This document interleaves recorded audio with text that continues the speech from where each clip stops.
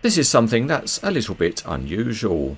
The sticker on the box suggests it was presented for the Bauma exhibition in China in 2018, and it's a Sany truck crane in the unusual scale of 1:36.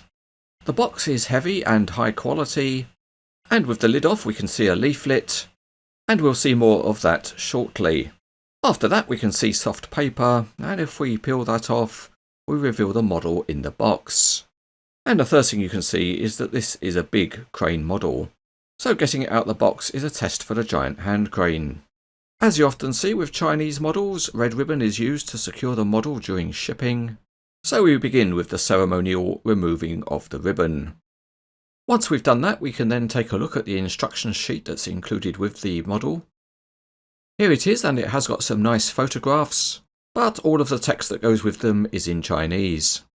Luckily the pictures seem clear enough as to what you need to do for the various operations of the model.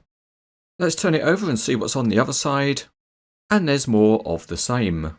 Although there is some big warning text at the top with an exclamation mark, and I wonder what that says.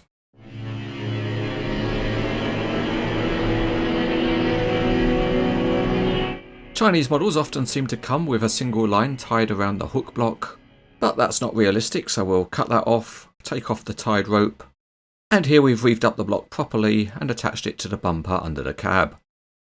Also included is a single line hook block, and that goes in its own holder behind the cab. Lastly, we've got to attach the fly jib, and that's a little bit unusual because there are little down stands which fit into holes on the brackets. That avoids the need for separate pins, and once it's installed, it's a good fit.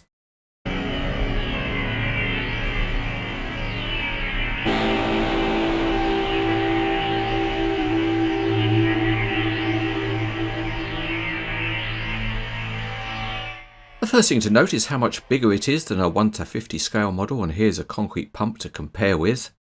And because the metal content is high, this big model weighs a lot too.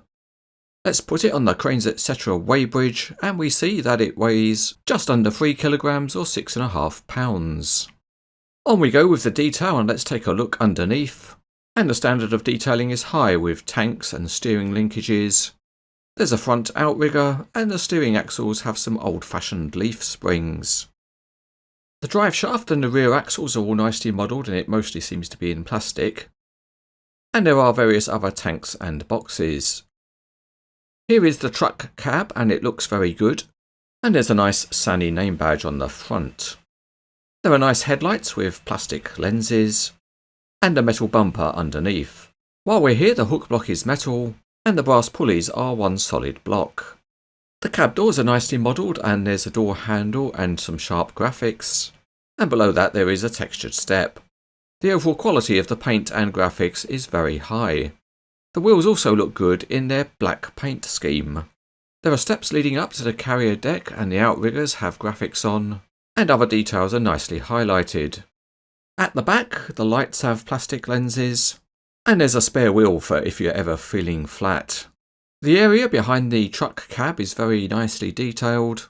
There are many different component parts, and there are some nicely textured surfaces. There's also an area for landing the counterweight, although that is fixed on this model. The crane cab has got a decent looking door handle, and there's a large protection frame modelled in plastic.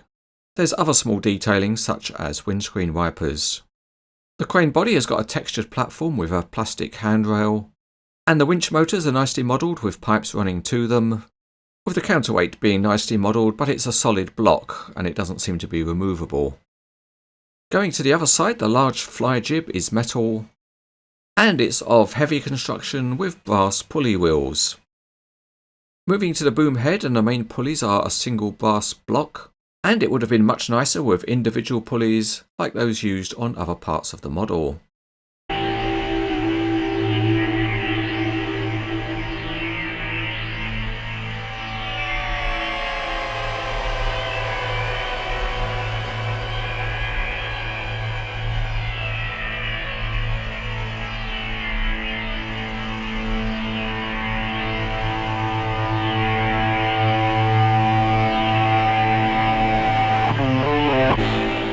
Starting underneath, and the rear wheels are joined to common axle so they spin together, and the whole rear axle assembly floats to provide a degree of suspension.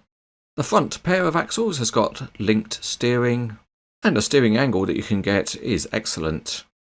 Also at the front is the central stabiliser, which can be lowered by unscrewing.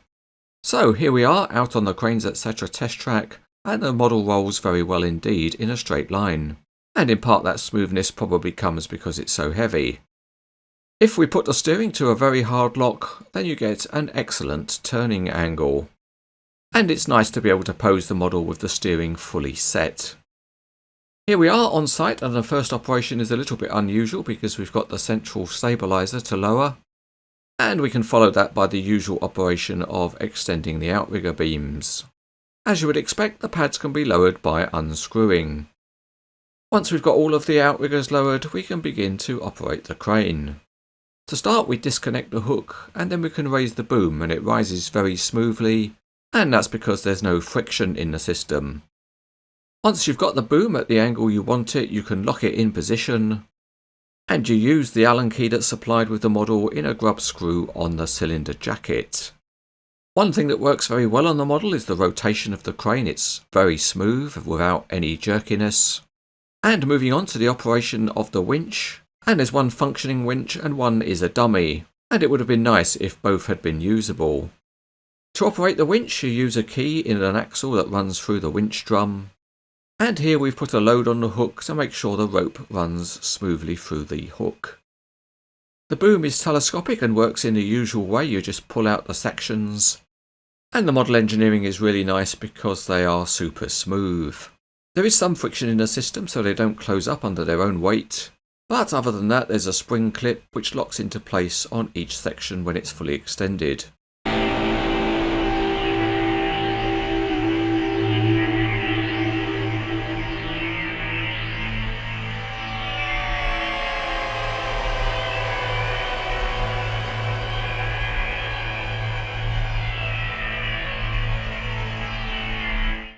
Some of the other features of the model include opening doors on the truck cab, and they are nicely implemented.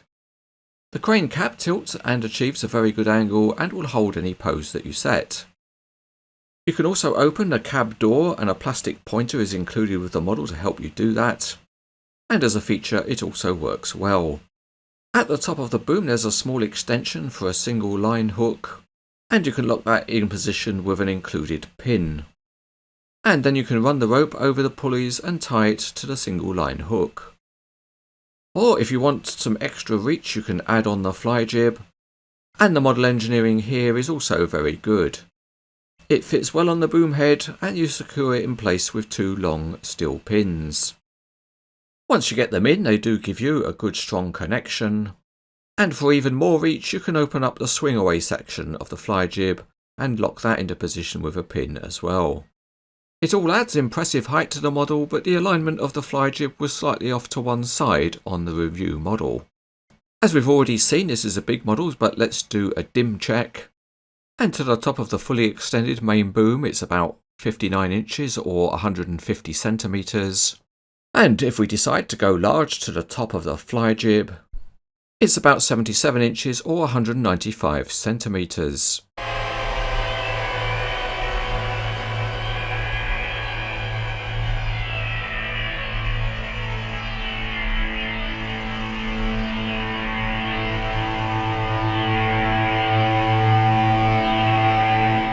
This is an interesting and unusual model from Sunraise classic models.